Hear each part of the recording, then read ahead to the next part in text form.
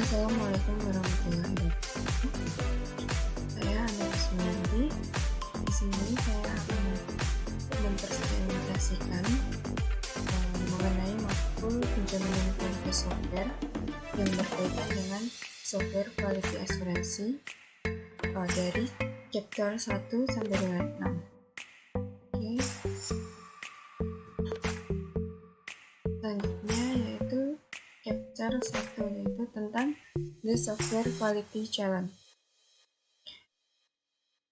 Di sini akan ada dua topik pembahasan yaitu keunikan jaminan kualitas perangkat lunak dan lingkungan metode SQI yang dikembangkan.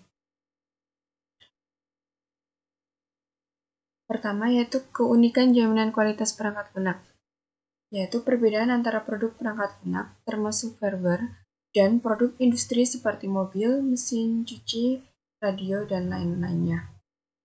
Ciri dari produk perangkat lunak dan produk industri. 1.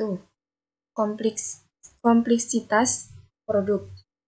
Dari perangkat lunak, yaitu produk sangat kompleks atau rumit sehingga memungkinkan banyak mode operasional. Sedangkan dari produk industri, tingkat kerumitan jauh lebih rendah sehingga hanya memungkinkan beberapa mode operasional. Untuk visibilitas produk. Dari produk perangkat lunak, yaitu produk yang tidak terlihat dan sehingga sulit untuk mendeteksi cacat atau bug secara kasat mata. Produk industri, produk yang terlihat memungkinkan deteksi cacat yang efektif dengan melihat, seperti kelihatan tanpa mata, bisa diraba, gitu. Pengembangan dan proses produksi.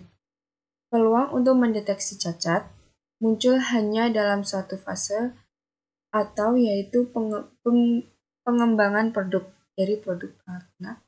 Sedangkan dari produk industri yaitu peluang untuk mendeteksi cacat muncul di semua fase pengembangan atau produksi.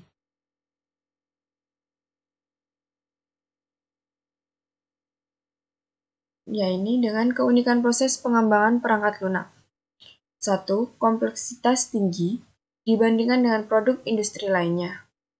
Yang kedua, ketidaktampakan produk, yaitu ketidaknyataan produk. Yang ketiga, peluang untuk mendeteksi cacat atau bug terbatas hanya pada fase pengembangan produk perangkat lunak saja. Jadi pengecekannya itu terbatas pada perangkat lunak seperti aplikasinya, softwarenya. Dan selanjutnya, yaitu lingkungan metode SQI yang dikembangkan. Pengembangan perangkat lunak. 1. Siswa atau mahasiswa mengembangkan perangkat lunak sebagai bagian dari pendidikan mereka. Yang kedua, programmer amatir mengembangkan perangkat lunak sebagai hobi.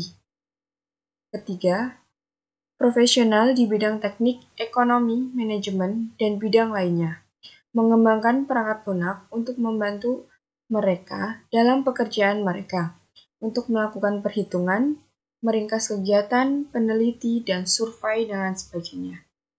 Yang keempat, profesional pengembangan perangkat lunak atau analisis sistem dan pemrograman, mengembangkan produk perangkat lunak untuk firmware sebagai tujuan karir profesional saat bekerja di rumah, perangkat lunak atau oleh unit pengembangan dan pemeliharaan perangkat lunak, tim, departemen, dan lain-lain, dari industri besar dan kecil, keuangan, dan lainnya organisasi. Untuk lingkungan metode SQI yang dikembangkan. Pemeriksaan lingkungan pengembangan dan pemeliharaan perangkat lunak profesional disebut lingkungan SQI. Karakteristik utama dari lingkungan SQI yaitu kondisi kontrak dan komitmen yang menentukan isi dan jadwal. Kondisi kontrak ini bertujuan untuk kontrak awal dan komitmen antara penjual dan pembeli atau pengembangan.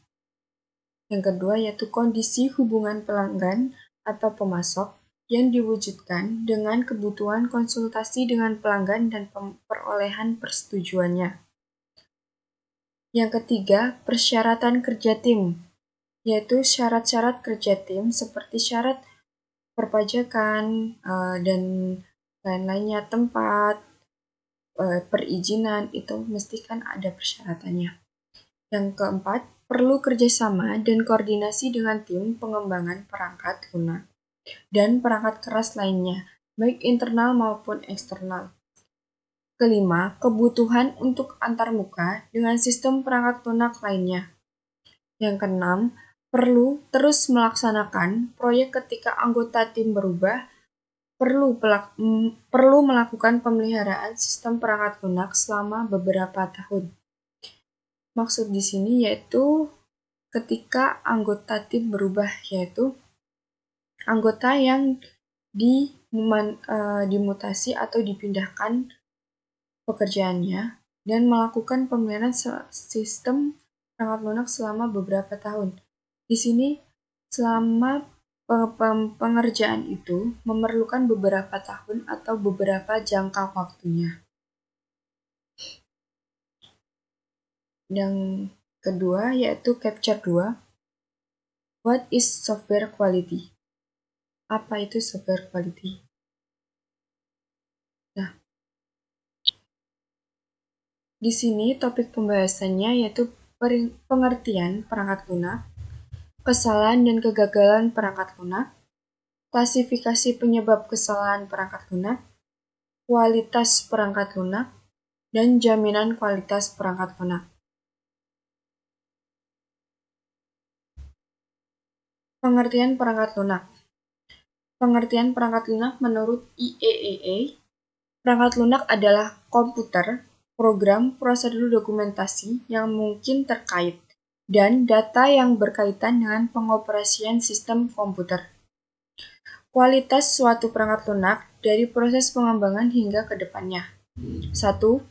Program komputer atau kode jelas diperlukan karena mereka mengaktifkan komputer untuk menjalankan aplikasi yang diperlukan. Prosedur yang diperlukan, yaitu menentukan urutan jadwal dan program dilakukan serta metode yang digunakan. Yang ketiga, berbagai jenis dokumentasi yang diperlukan untuk pengembangan, penggunaan, dan operasional pemeliharaan. Memungkinkan efisien kerjasama dan koordinasi antara anggota tim.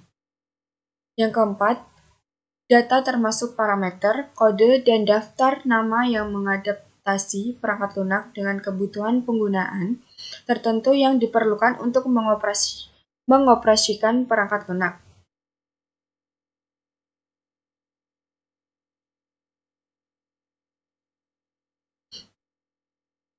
Kesalahan dan kegagalan perangkat lunak.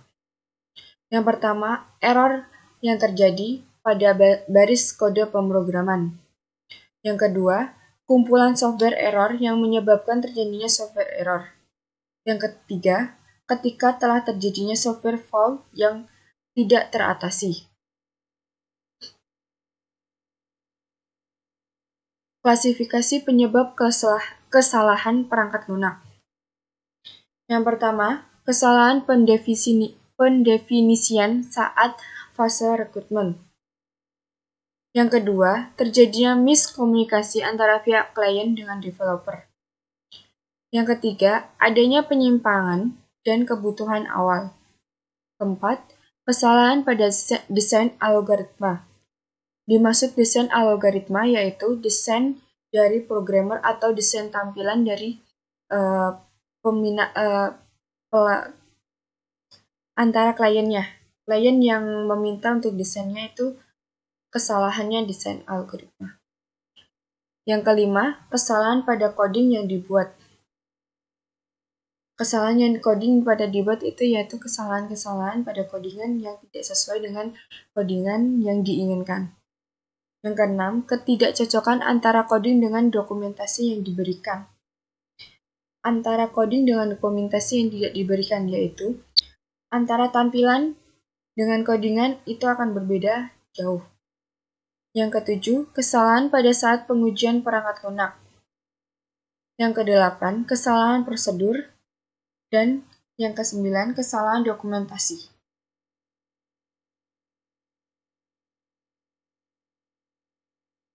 Kualitas perangkat lunak. Kualitas perangkat lunak menurut IEA tahun 1991 adalah 1. Sejauh mana suatu sistem, komponen, atau proses memenuhi yang ditentukan persyaratan. Yang kedua, sejauh mana suatu sistem, komponen, atau proses memenuhi pelanggan atau kebutuhan atau harapan pengguna. Kualitas perangkat lunak atau definisi Pressman. Dari definisi Pressman, melihat yaitu kualitas perangkat lunak yaitu kesesuaian dengan persyaratan fungsional dan kinerja yang dinyatakan secara eksplisit, standar pengembangan yang didokumentasikan secara eksplisit, dan karakteristik implisit yang diharapkan dari semua perangkat lunak yang dikembangkan secara profesional. Jaminan kualitas perangkat lunak. Jaminan kualitas perangkat lunak menurut IEA, jaminan kualitas perangkat lunak adalah 1. Pola terencana dan sistematis dari semua tindakan yang diperlukan untuk menyediakan keyakinan yang memadai bahwa suatu barang atau produk sesuai dengan yang diterapkan persyaratan teknis. Yang kedua, serangkaian kegiatan yang direncanakan untuk mengevaluasi proses di mana produk dikembangkan atau diproduksi. Konteks dengan kontrol kualitas. Kontras maksudnya yaitu dengan kontras dengan kontrol kualitas.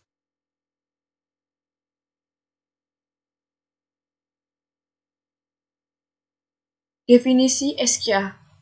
Jaminan kualitas perangkat lunak adalah serangkaian tindakan sistematis dan terencana yang diperlukan untuk memberikan keyakinan bahwa proses pengembangan perangkat lunak atau pemeliharaan proses produk sistem perangkat lunak sesuai dengan fungsi yang ditetapkan persyaratan teknis serta dengan persyaratan manajerial, menjaga jadwal dan beroperasi dalam batas-batas anggaran.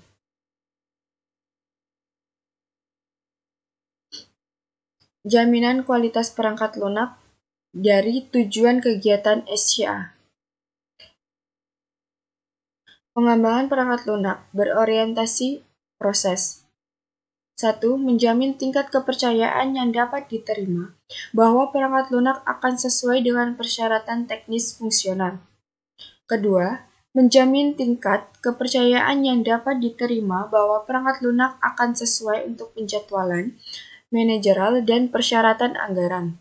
Ketiga, memulai dan mengelola kegiatan untuk perbaikan dan lebih besar efisiensi pengembangan perangkat lunak dan kegiatan SKA. Ini berarti meningkatkan prospek bahwa persyaratan fungsional dan manajerial akan dicapai sekaligus mengurangi biaya pelaksanaan perangkat lunak, pengembangan, dan kegiatan SKA. Pemeliharaan perangkat lunak berorientasi produk. 1. Memastikan dengan tingkat kepercayaan yang dapat diterima bahwa perangkat lunak kegiatan pemeliharaan akan sesuai dengan persyaratan teknis fungsional. Kedua, menjamin dengan tingkat kepercayaan yang dapat diterima bahwa perangkat lunak kegiatan pemeliharaan akan sesuai dengan penjadwalan, manajerial, dan persyaratan anggaran. Yang ketiga, memulai dan mengelola kegiatan untuk meningkatkan efisiensi pemeliharaan perangkat lunak dan kegiatan SKA. Ini melibatkan peningkatan prospek mencapai persyaratan fungsional dan manajerial sambil mengurangi biaya.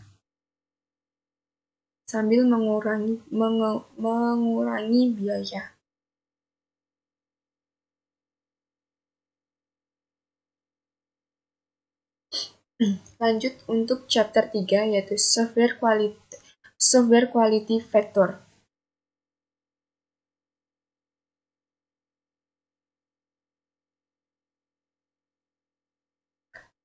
Software quality factor ada beberapa topik pembahasan yaitu 1. Kebutuhan akan persyaratan kualitas perangkat lunak yang komprehensif.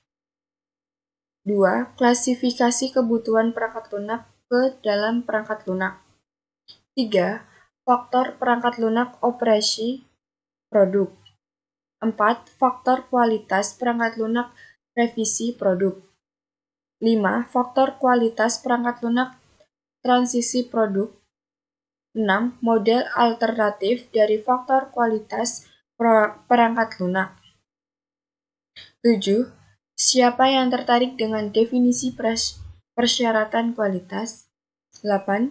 Kepatuhan perangkat lunak dengan faktor kualitas.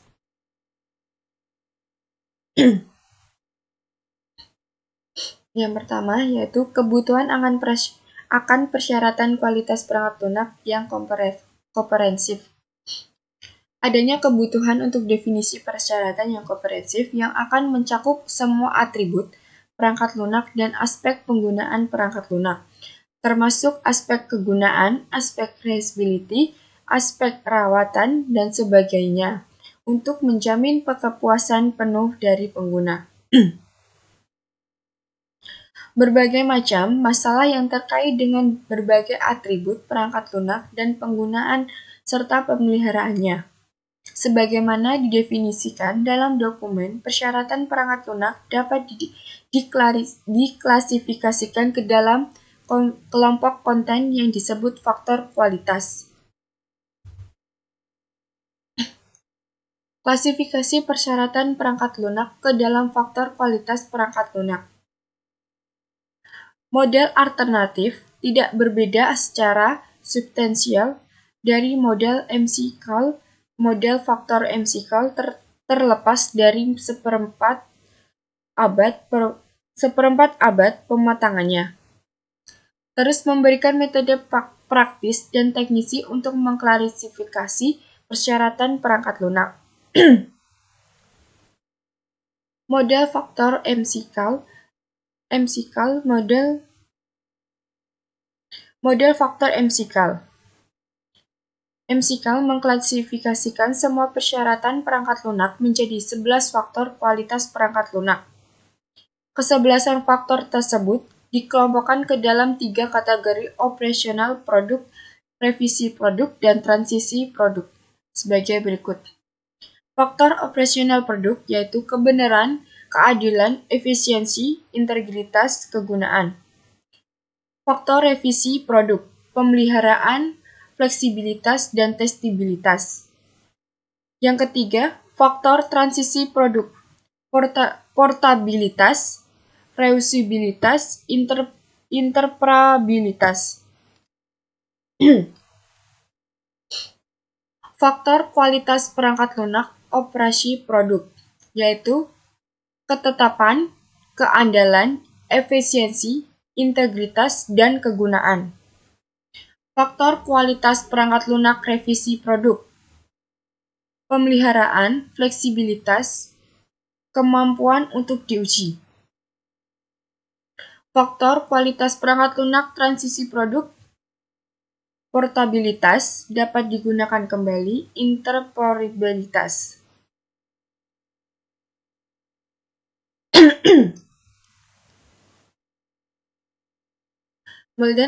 Model alternatif dari faktor kualitas perangkat lunak, yaitu dua model faktor muncul selama akhir 1980-an dianggap sebagai alternatif dari model faktor klasik MCQAL pada tahun 1977, yaitu 1. Model faktor Evans dan Masonic pada tahun 1987, 2. Model faktor Dawkins dan Wills pada tahun 1988. Secara bersama-sama, 5 faktor baru disarankan oleh 2 model faktor alternatif. 1. Verifikasi oleh kedua model. 2. Perluasan oleh kedua model. 3. Keamanan oleh Dance dan Wills. 4. Pengelolaan oleh Dance dan Wills. 5. Kelangsungan hidup oleh Dance dan Wills.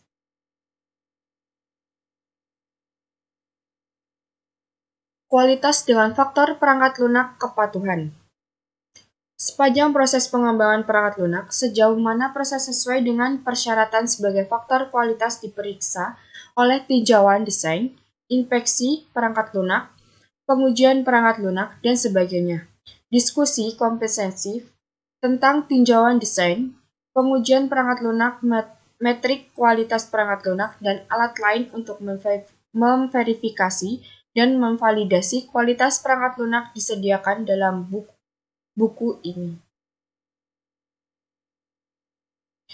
Selanjutnya, kepatuhan produk perangkat lunak terhadap persyaratan yang termasuk dalam berbagai faktor kualitas diukur dengan metrik kualitas perangkat lunak, ukuran yang mengukur tingkat kepatuhan untuk memungkinkan pengukuran kepatuhan yang valid. Subfaktor telah ditentukan untuk faktor-faktor kualitas yang mewakili berbagai atribut dan aspek penggunaan perangkat lunak. Untuk chapter 4, yaitu tentang the components of the software quality assurance system.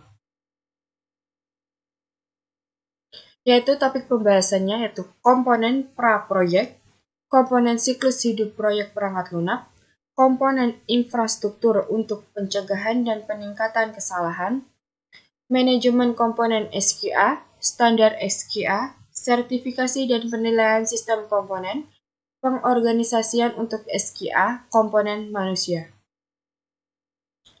Sistem SQA dan arsitektur SQA.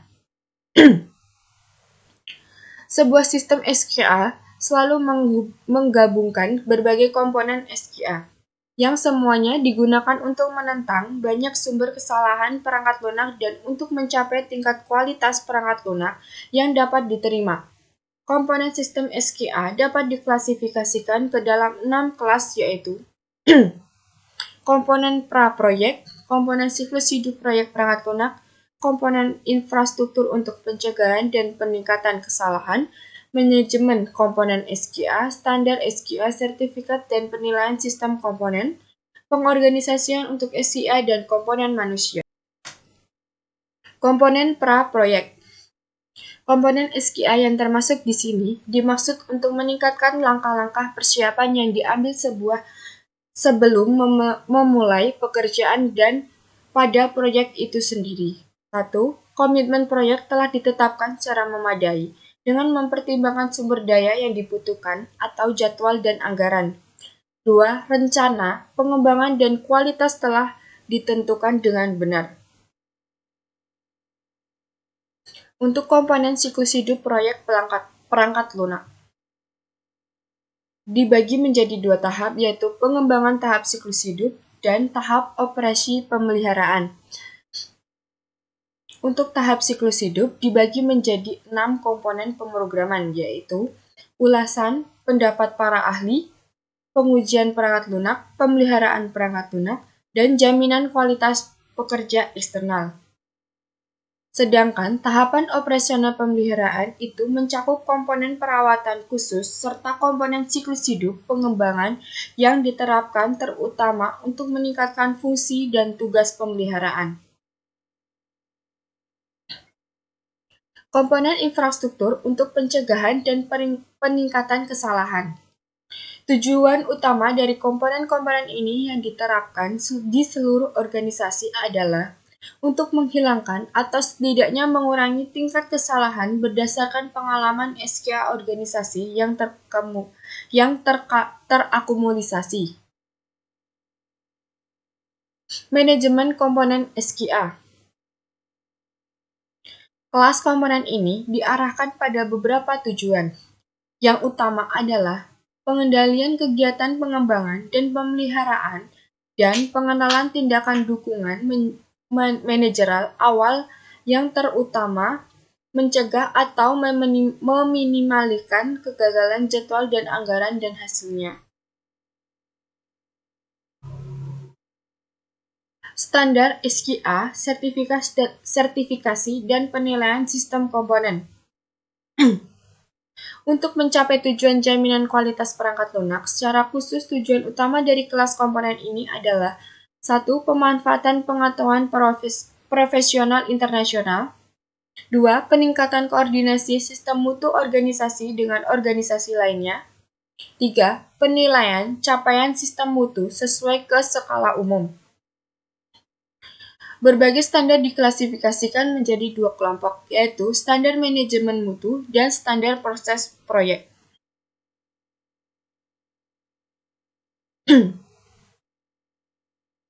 Pengorganisasian untuk SKA komponen manusia. Basis ini mencakup manajemen organisasi, personel, pengujian perangkat lunak, dan unit SKA selain profesional dan praktisi lainnya yang tertarik dengan kualitas perangkat lunak, pengurus SKA, anggota komite SKA, dan anggota forum SKA. Semua ini membentuk kerangka kualitas perangkat lunak organisasi atau dalam istilah kami, basis organisasi SKA. Tujuan utama dari basis organisasi SKA yaitu untuk mengembangkan dan mendukung implementasi komponen SKA, mendeteksi penyimpangan dari prosedur dan metode SKA, dan yang terakhir untuk menyarankan perbaikan pada komponen SKA. Organisasi dalam SKA terdiri dari manajerial personal penguji unit SKA dan praktisi yang tertarik pada SKA. Untuk chapter 5, yaitu kontrak review. Untuk kontrak review sendiri, ada topik pembahasannya yaitu proses peninjauan kontrak dan tahapannya, tujuan peninjauan kontrak, dan pelaksanaan tinjauan kontrak. Proses peninjauan kontrak dan tahapannya. Tinjauan kontrak adalah komponen SKA yang dirancang untuk memadu draft, tinjauan proposal, dan dokumen kontrak. Jika berlaku, tinjauan kontrak juga memberikan pengawasan terhadap kontrak yang dilakukan dengan mitra proyek potensial dan subkontraktor. Proses review sendiri dilakukan dalam dua tahap, yaitu draft proposal review dan draft kontrak review. Untuk draft proposal review, yaitu tahapan ini mengkaji draft proposal akhir dan dokumen-dokumen yang didasarkan pada 1. Dokumen pelanggan, penjelasan rinci persyaratan pelanggan, sumber daya, estimasi keuangan, dan kontrak dengan mitra dan subkontraktor. Sedangkan untuk draft kontrak review, yaitu tahapan yang mengkaji draft kontrak atas dasar yang proposal dan pemahaman dicapai selama sesi negosiasi kontrak. Tujuan peninjauan kontrak. Dari tujuan draft review proposal adalah untuk memastikan bahwa kegiatan berikut telah dilaksanakan dengan memuaskan. 1. Dengan persyaratan pelanggan telah diklarifikasi dan didokumentasikan. 2. Pendekatan alternatif untuk melaksanakan proyek telah diperiksa. 3. Aspek formal dari hubungan antara pelanggan dan perusahaan SW telah ditentukan. 4. Identifikasi risiko pembangunan. 5. Estimasi sumber daya dan jadwal proyek yang menandai telah disiapkan. 6. Pemeriksaan kapasitas pelanggan untuk memenuhi komitmennya. 7. Definisi mitra dan kondisi partisipasi subkontraktor. Dan yang terakhir yaitu definisi dan proyeksi hak milik. Tujuan dari draft review kontrak adalah untuk memastikan bahwa kegiatan berikut telah dilakukan dengan memuaskan, yaitu dengan tidak adanya masalah yang diklarifikasi yang tersisa dalam draft kontrak. Semua pemahaman yang dicapai antara pelanggan dan perusahaan harus didokumentasi secara lengkap dan benar. Tidak adanya perubahan, penambahan, atau penghilangan yang belum dibahas dan disepakati harus dimasukkan ke dalam rancangan kontrak. Pelaksanaan tinjauan kontrak. Tinjauan kontrak bervariasi dalam besarannya, tergantung pada karakteristik proyek yang diusulkan, kompleksitas ini mungkin teknisi atau organisasi. Dengan demikian, berbagai tingkat upaya profesional dibenarkan untuk berbagai ulasan kontrak. Upaya profesional khusus diperlukan untuk proposal besar. Faktor-faktor yang mempengaruhi tingkat tinjauan kontrak. 1. Besaran proyek biasanya diukur dalam sumber daya manusia bulanan.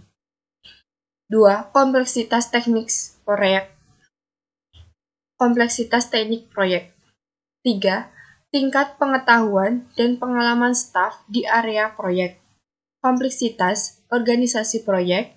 Semakin besar jumlah organisasi atau mitra subkontrak dan pelanggan yang ambil bagian dalam proyek, semakin besar upaya peninjauan kontrak yang diperlukan.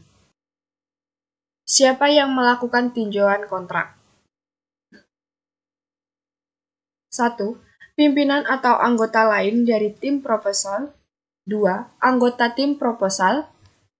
3. Seorang profesional luar atau anggota staf perusahaan yang bukan anggota tim proposal. 4. Sebuah tim ahli dari luar. Pelaksanaan tinjauan kontrak. Implementasi tinjauan kontrak atas proposal utama cara. Pendekatan yang direkomendasikan untuk melaksanakan tinjauan kontrak utama. 1. Tinjauan kontrak harus dijadwalkan. 2. Sebuah tim harus melakukan review kontrak. Pemimpin tim kontrak harus ditunjuk. Kegiatan pemimpin tim meliputi 1. Rekrutmen anggota tim, pembagian tugas review, koordinasi antara anggota koordinasi antara anggota, koordinasi antara tim review dan tim proposal. 2. Follow up kegiatan terutama sesuai dengan jadwal. 3. Ringkasan temuan dan pengiriman mereka ke tim proposal. Tinjauan kontrak untuk proyek internal. Poin utama di sini adalah hubungan internal. Hubungan yang longgar biasanya ditandai dengan pemeriksaan yang tidak memadai terhadap persyaratan proyek, sumber dayanya, dan resiko pengembangannya. Untuk menghindari masalah sebelumnya, kita harus menerapkan tinjauan kontrak ke internal sebagai proyek eksternal dan menerapkan prosedur yang mendefinisikan. Sebuah proposal yang memadai untuk proyek internal menerapkan proses tinjauan kontrak yang tepat, kesepakatan yang memadai antara pelanggan internal dan pemasok internal. Untuk chapter 6, Development and Qualitas Plans. Di sini pembahasannya yaitu tujuan rencana mutu, elemen rencana pembangunan, elemen rencana mutu, rencana pengembangan dan kualitas untuk proyek-proyek kecil dan untuk proyek internal. Rencana, pengembangan, dan kualitas. Rencana pengembangan dan rencana kualitas adalah elemen utama yang diperlukan untuk kepatuhan proyek dengan standar ISO 9003 dan ISO atau IEC 2001 dengan IEEE 730. Ini juga merupakan elemen penting dalam model kematangan kemampuan CMM.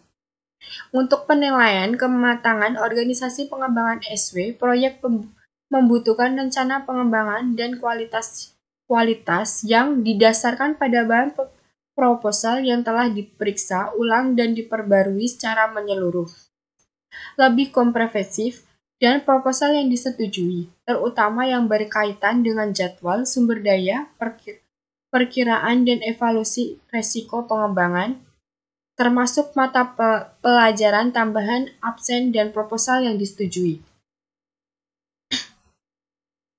Tujuan rencana mutu. Rencana pengembangan dan tujuan rencana mutu yaitu penjadwalan pengembangan kegiatan yang akan mengarah ke yang sukses dan tepat waktu penyelesaian dari praproyek dan memperkirakan yang diperlukan manpower, sumber daya, dan anggaran. Merekrut tim, anggota, dan mengalokasikan pengembangan sumber daya untuk kegiatan jadwal dan tenaga sumber daya persyaratan perkiraan.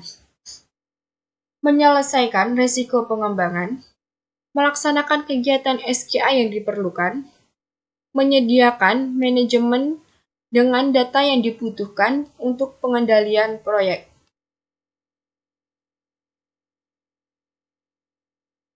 Elemen rencana pengembangan. 1. Elemen rencana pengembangan.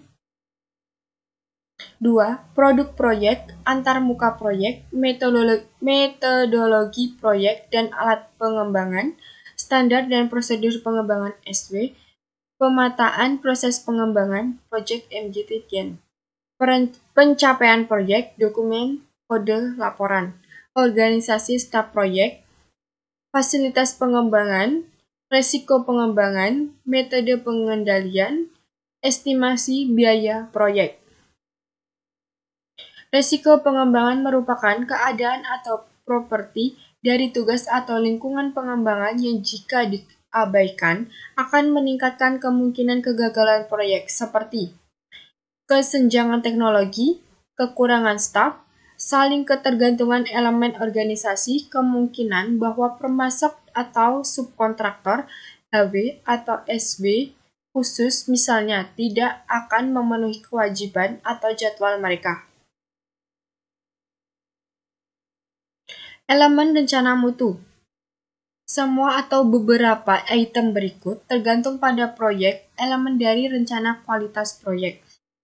1. Sasaran kualitas, kegiatan peninjauan yang direncanakan, ruang lingkup kegiatan tinjauan, tes perangkat lunak yang direncanakan, tes penerimaan yang direncanakan untuk perangkat lunak yang dikembangkan secara eksternal, manajemen konfigurasi. Rencana pengembangan dan rencana kualitas untuk proyek internal.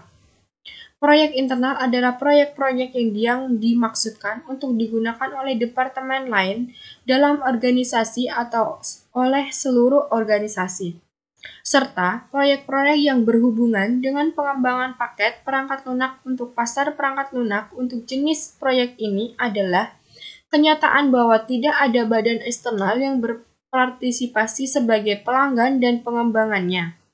Proyek internal ini bisa berskala menengah atau besar, namun bahkan dalam kasus-kasus ini adalah kecenderungan untuk menghindari penyusunan rencana pengembangan dan kualitas yang memadai.